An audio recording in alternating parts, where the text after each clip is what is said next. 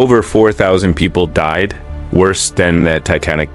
Worse than the Lusitania. Worse than a NY peacetime maritime disaster in history. And you've never heard of it. December 20th, 1987. The Philippines. Ferry overloaded with 4,000 souls, families, children. Christmas shoppers. At 10:30 p.m., an oil tanker collided. The ocean became an inferno. People jumped into burning water. Sharks circled. Thousands screamed. By dawn.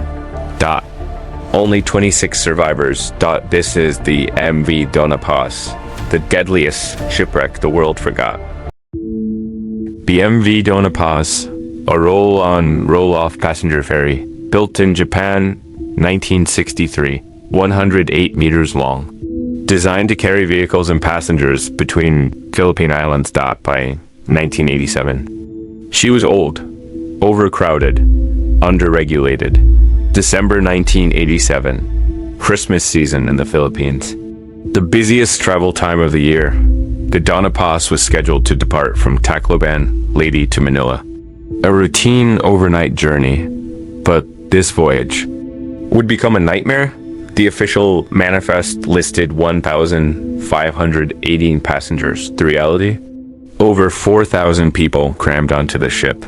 Unregistered passengers. Standing room only.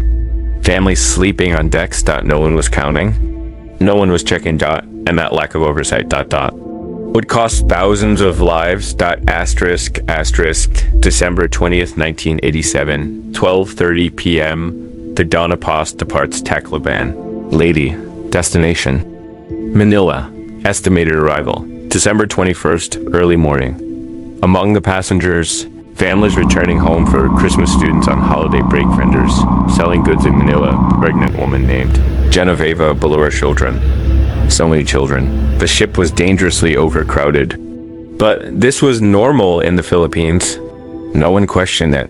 Captain Darian Gomez took the helm, an experienced officer. He had no idea this would be his final voyage. The Dona Paz sailed through the Sibian Sea, calm waters. Clear night. At 10:30 p.m. in the Tablas Strait, disaster struck. The Mount Vector, an oil tanker carrying 8,800 barrels of petroleum products, heading in the opposite direction. What happened next remains disputed to this day. Asterisk 10:30 p.m. December 20th, 1987.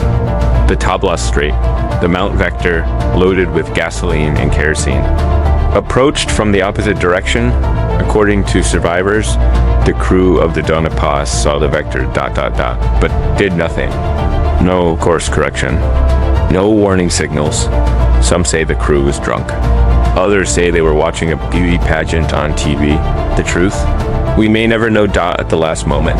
Both ships tried to avoid collision. It was too late. The Vector's bow slammed into the Dona Paz's port side, right where the fuel tanks were located. Sparks ignited. Petroleum from the Vector. Fuel from the Dona Paz. Instant inferno. The fireball shot hundreds of feet into the air. Survivors described it as hell on water. People jumped into the ocean to escape the flames, but the burning oil floated on water. The ocean itself was on fire. In minutes. Both ships sank. And 4,000 people were trapped in burning water. Asterisk. Midnight. Open ocean. Burning water everywhere. 4, plus people. Most couldn't swim. Those who could faced burning oil on the surface. Survivors described scenes from hell. People covered in burning oil, screaming as they drowned. Mothers holding children, both sinking beneath the flames. The ocean glowing orange and red. Genoveva, Bolero, pregnant and clinging to debris, watched her fellow passengers die around her. She was one of the lucky ones. Sharks circled, but the fire kept them away.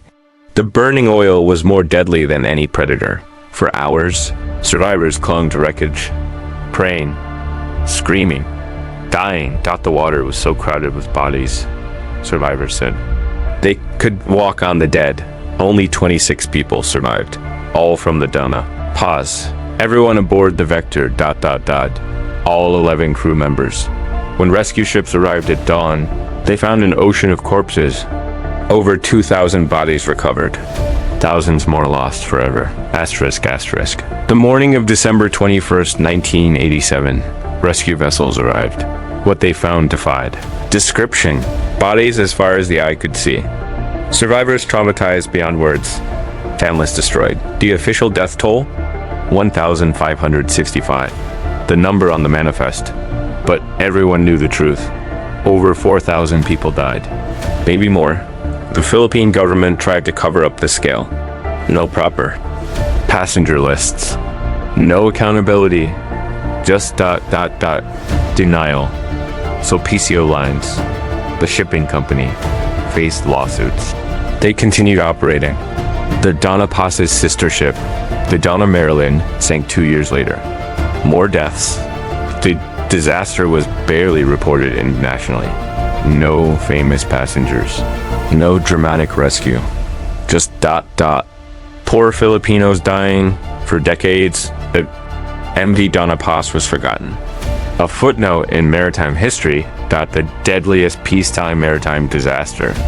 And almost no one remembers until now.